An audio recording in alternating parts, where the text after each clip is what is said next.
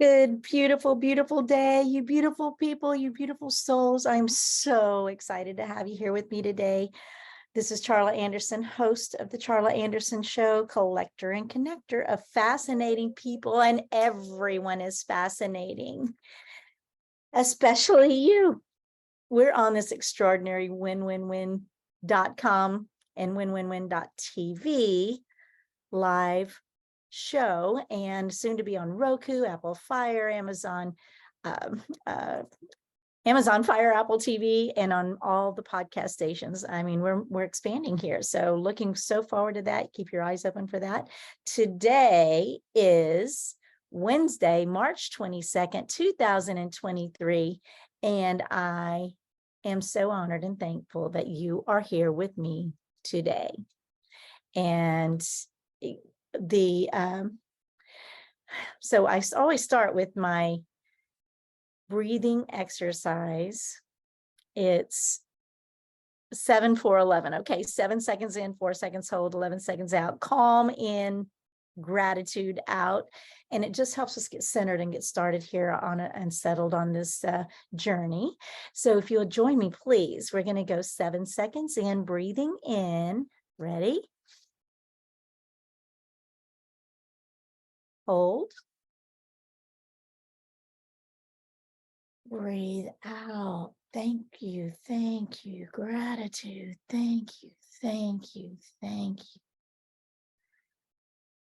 And thank you. I hope you join me for that. That's a mini meditation you can do anytime to get more grounded and settled, because our world is a little not settled right now. So, I'm going to be here for about half an hour talking. And when if you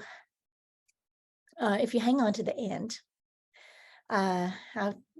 30 minutes or so, and we'll have a little conversation. If you want to have a conversation, it'll be recorded. It probably won't be on replays unless it's excellent, but we will have a conversation and we can talk about ideas, suggestions, the topic of transitions that we're having today, kind criticisms, whatever it works for you.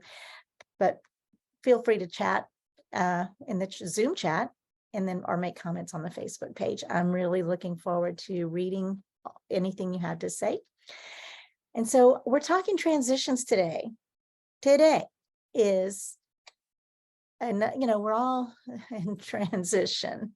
And I don't know that we always recognize that. But the one thing I know for sure is the only thing constant is change. And that's an old, loosely quoted from an old ancient Greek, those brilliant Greek philosophers, right? And as I wind down my 6th decade of life, a lot of people are probably slowing down, and I'm actually gearing up here because my current life is a bit chaotic and certainly not settled, and most of my life has felt that way. So I started thinking about this. Some questions came to me like, do we ever get to go, I made it, it's done, I'm gonna, I've finally home, and I get to live happily ever after. Do you think that moment ever comes?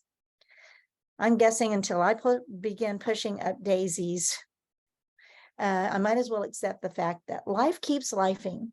And I know that I am going to be learning and playing and loving and giving and all of that with everything in me. So what about you? Are you happily settled? Are you living happily ever after? Are you still creating the life you deserve because you do? Or are you resigned that this is all there is? Are you living in fear? Good questions to ask, because they're not good questions. Those are not good places to be, right?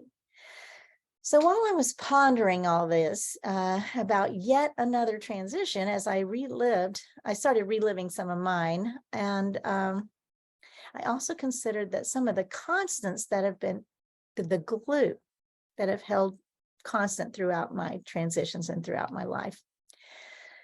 So, being a flight attendant, I was a flight attendant for 34 years, and that certainly influenced my view on change, the constancy of change.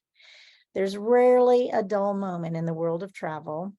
And we called it hurry up and wait. I mean, there was so much rush, rush, rush, and then wait, wait, wait. And that became the constant hurry and wait. And it's still, I'm guessing, that way out in the travel world, but flexibility is imperative. And this is curious to me why so many of my peers at the time were always unhappy when some change came down the road, like they changed the galley setup or this policy of this or that. I just thought that I found that kind of curious because we had to be flexible. So this caused me, so what I'm going to do now is just bullet point my life, bullet point some of my major transitions. And I believe it's going to give some context about my story, the next story I tell, because it's a very personal one. And then we'll follow up by adding some constants that help me through all my transitions, and maybe they'll help you. So parents. So here's just bullet points. My parents divorced when I was 6. I have 10 and 9-year older sisters and a 4-year younger sister that played into the story. Relatively happy childhood. And then I was hired by Delta Airlines in 1974, the dream job. And I got transferred from my comfortable Southern Houston to Chicago. They all thought I had horses and oil wells in my yard, and I thought they were all mafia. I don't know. That's the media's done a job for us, right? Got married a year after flying, started flying. Ultimately, we had a Valentine's stillborn baby named Sarah. We had 3 beautiful kids, a nice life. Ultimately divorced after 17 years, had a remarriage. Moved back to DFW and had 3 stepkids. So we had 6 kids. And then I retired in 2008, got divorced after 18 years. Married my whole life, it seems like, right? Had radio and TV shows. When intriguing opportunities present themselves and you say yes, things show up. That's kind of one of my most favorite sayings. And radio and TV shows, crazy. But I had some of that going on. And then I went on a little 6 weeks trek in the end of 2017 around the country and I ended up getting robbed at gunpoint. The trek was planned. The robbing wasn't, but I stepped towards the gun and said, "You need love." And I had no fear. And they ran. So the no fear is the big part. I will be writing a book about that soon. I ended up moving back upstairs with my ex-husband. All the boxes, all the crazy time at the end of 2017, I ended up publishing my little book, Candy Bar Hugs. It doesn't take much to make a difference. I then lived in the house we raised our kids in, repurchased the house back from my ex-husband, and then, adults, kids were in and out, some friends coming in and staying. It's been a transition for sure, lots of them.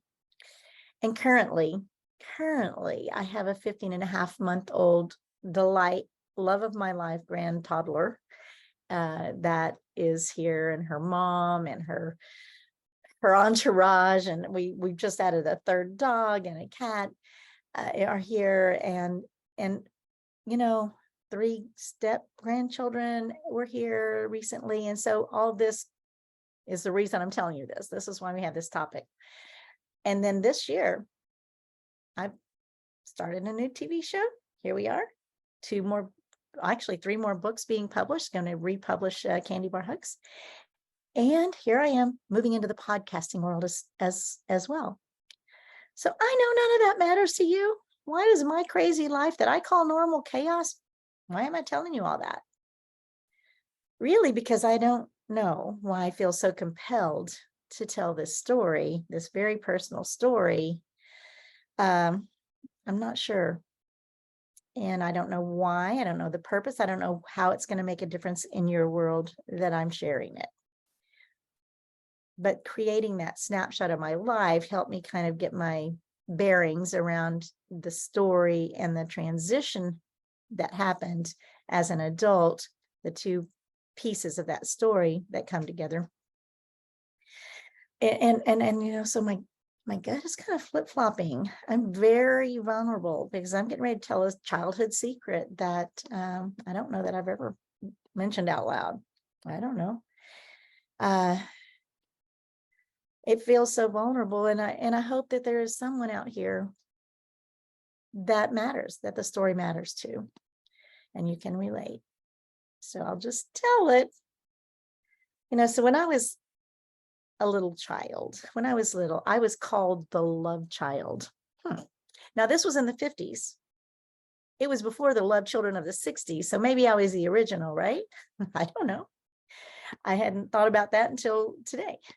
But because my sisters were 10 and 9 years older, I was the little new doll, the new, kid, the new child. And I was doted on. And my next door neighbors did not have children. They adored me. They called me Chihuahua. They named me. They took me places. I was just their little baby, right? And my mom allowed them to just take me. We would go to Galveston and do night fishing, and we would go to the Alamo. We went to the rodeo. They took me places. I was over there all the time, and they had a piano, and just great neighbors, and to be, partially raised by them. Pat and Paul, loved them dearly. But they doted on me. They all doted on me. And during all that, I was an extremely shy child, mortifyingly shy. And so all the things that they did to me, but occasionally they would take me to the jewelry store and let me pick out a ring. They'd sit me on the counter, had my little white tassel go-go boots, and I would get to pick out a piece of jewelry, a ring or a necklace. It was really nice to be that love child. Except I was always trying to please everyone. So I was really the good girl, right? Really good. What's wrong with that? Because I wasn't perfect. When I would do anything wrong, I started trying to hide that. And it became deceptive. I became deceptive. It started being easy to tell little white lies, like when they asked me, where's your new ring? Where's that beautiful pearl ring? And I just told them I lost it. And when I had actually traded it to a girl down the street who was a little bit bigger and a little bit more intimidating, and I certainly didn't want to displease her, I traded my ring. And I was so intimidated by that girl anyway. But that's the first time I remember lying consciously, and I felt terrible. Regardless, without belaboring that story, lying became easier. And because I was such a good girl and had this innocent face, it was easy to get away with it. Now, I'm not talking about becoming a criminal or anything like that. It was mostly about making up stories about why I was late, where I was, who I was with, anything to avoid displeasing the person that was asking. They were mostly little white lies, but still deceptive. Excuse me. So interestingly, my highest value now in my life is integrity, which means to honor your word. That makes kind of sense in the light of this transition I'm getting ready to tell you about, that happened many years later and many years ago. I had a life-changing transition. Excuse me. All of that changed. All this, my life changed when I met someone who trusted me. They said they trusted me unconditionally, without any doubt that I could do no wrong. And once they said that, I had a split second moment of transformation from being deceptive to being trustworthy, totally honest. And I have a book called, Change Your Word, Change Your Life, Split Second Transformation, 31 Daily Practices, coming out this spring. That was 30-ish years ago. And I honestly don't recognize the me that was that person. I can't even fathom being a little liar at all. Who was that person? And I don't like to say the word honestly, because it's redundant in my life, because who you say you are is who you are. And I say who I am is honest. And so it's a little redundant when I say honestly. It's kind of funny to me. And I'm going to just pause and look directly at you and say, if you were one of those persons that I had deceptive tendencies to, I apologize with my core of my being right now. And I ask for grace. Thank you for that. I'm a bit bewildered now to why I decided to share this story. I really just don't know. But I believe that, maybe some of us fell into some of those little traps when we're small because we want to please. I know I remember, my daddy, I had to please him. I mean, he, they got divorced, but I did not want to do anything to just destroy their trust. And so because I did, then I would perhaps maybe lie about it occasionally. I'm not proud of this, right? Ugh. But I'm very proud that once I understood that I was trustworthy, that I could be trustworthy, that I could honor my word in everything, I became what I believe a better person.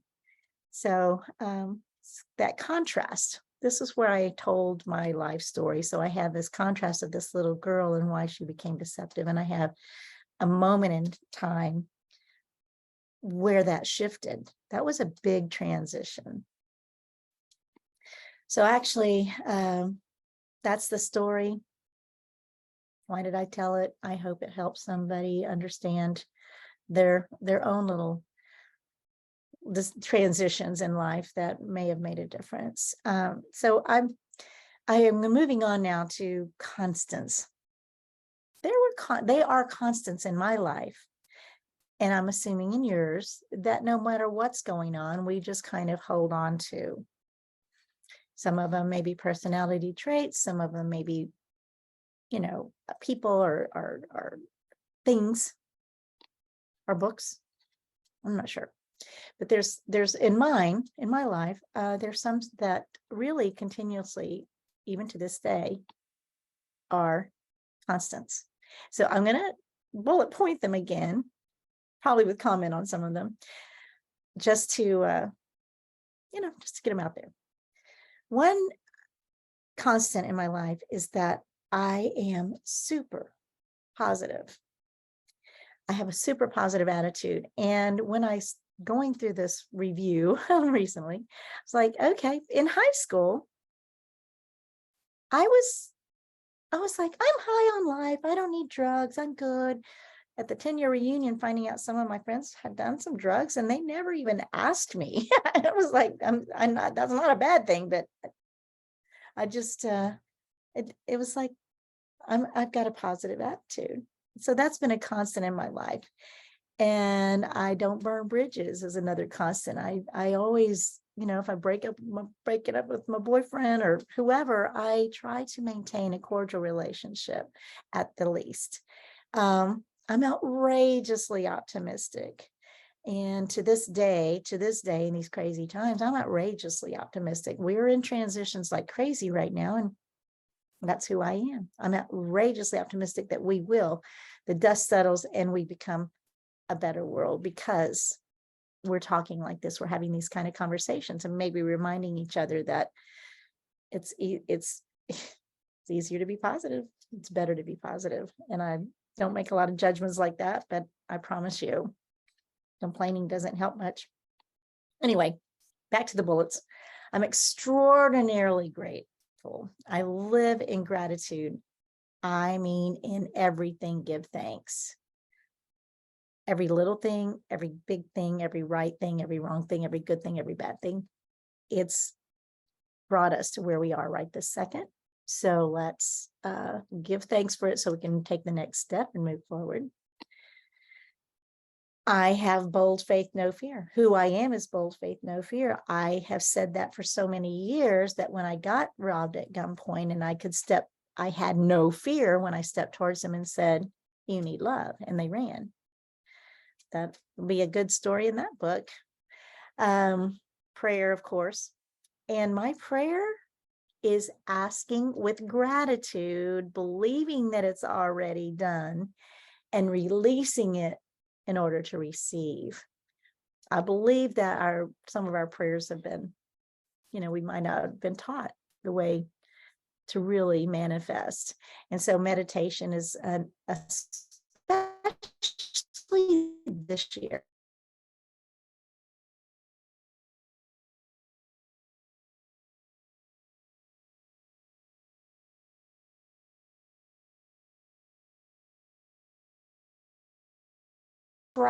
Anything that's positive and personal development. How can I be a better person? My mama said, leave the world a better place.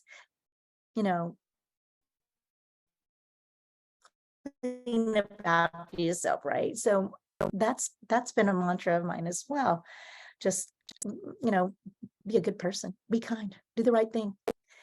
And another constant is I've had successful people willing to invest in me, which that has been one of my affirmations I've had, and it's the truth. I've had amazing mentors and people that invest in me.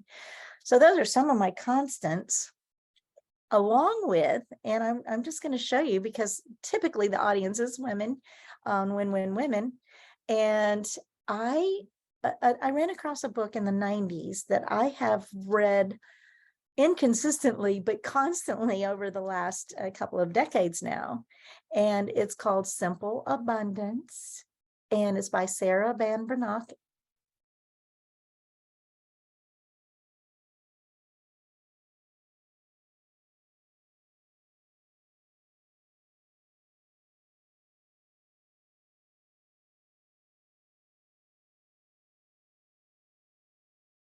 But I've read it over and over and over again. And this version is revised. I've written in the margins when something, a major life event happens,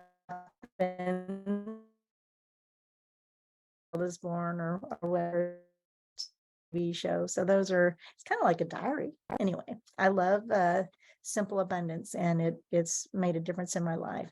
And in 2008, I went to the Zurvita, the company that I started with in 08. And actually before that, my nutritional beverage of choice, they had, at the convention we had to launch that company, they gave out this little book called 30 Days to Victorious Living.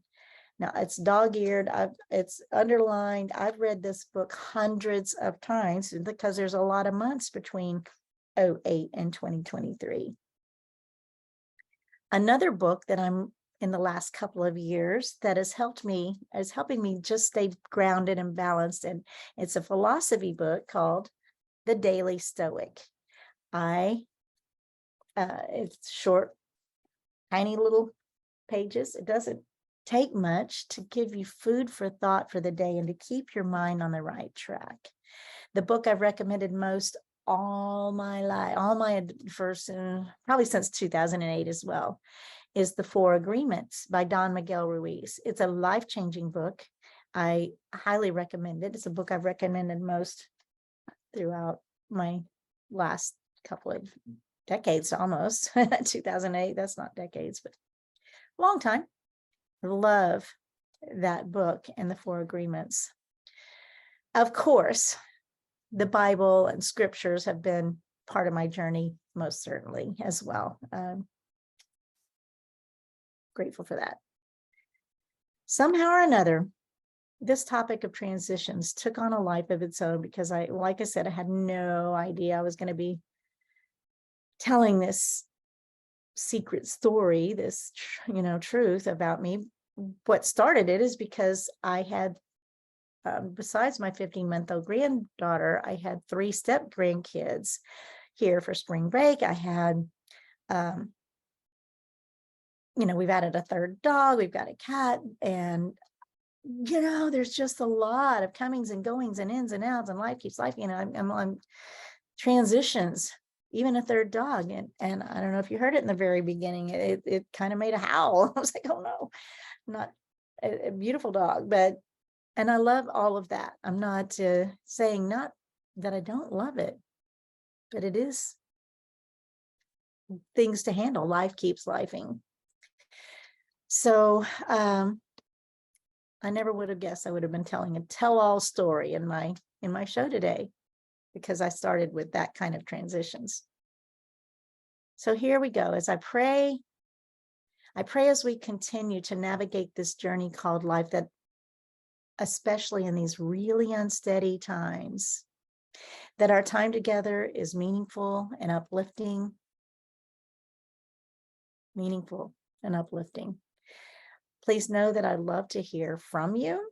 I'd love to hear your stories. I am open to loving you through these unsteady times.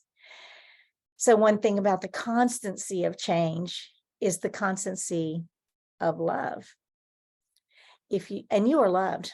I'm sorry, I'm telling you now, you are loved exactly who you are and where you are. You are loved right now in this moment in time, no matter what your circumstances are. And if you don't know that or feel that or believe it, perhaps I can guide you towards feeling more worthy of God's love, infinite love. If that works for you, if that's you, find me, Charla at charlaanderson.com. I'm open to hearing your story and lifting you up. Thank you for spending your special, thank you so much for spending your precious time with me today. Let's just love where we are, and let's just live happily ever after, no matter where we are. I'm once again, I'm just so grateful for your time and honored and humbled that you would spend your time listening with and talking with me. And because we don't have any advertise on Win-Win Women, I just want to mention things that I love. So I would never advertise something that I don't love or believe in. Doesn't work for me. But Win-Win Women has a platform that you may be interested in, or know someone who could use that has a global voice. Also, there's an investment opportunity for investors to look at that as well. And if you go to my winwinwomen.com, actually, if you go to my website, charlaanderson.com, a banner on the bottom of the first page, homepage has links to some of these things I'm telling you about right now. The second one, Win-Win Women, amazing. Horse Platform Academy, amazing. St. George, as I call him, has helped me create that website. I own it. It's mine. I know how to fix it. I know how to take care of it. He's incredible support when I need help. And there's an affiliate link if you need a landing page, website, whatever. He's the tech of the techs. I love him so much. Third is my nutrition beverage of choice, which is Zeal for Life. Love, love, love, love, love it. That link is in that banner as well on my homepage, charlaanderson.com's nutrition at its finest, superfood nutrition. And we're here each week live on winwinwomen.tv and soon to be on all those other platforms I mentioned earlier. My website is charlaanderson.com. And thank you for joining me today. And always choose joy.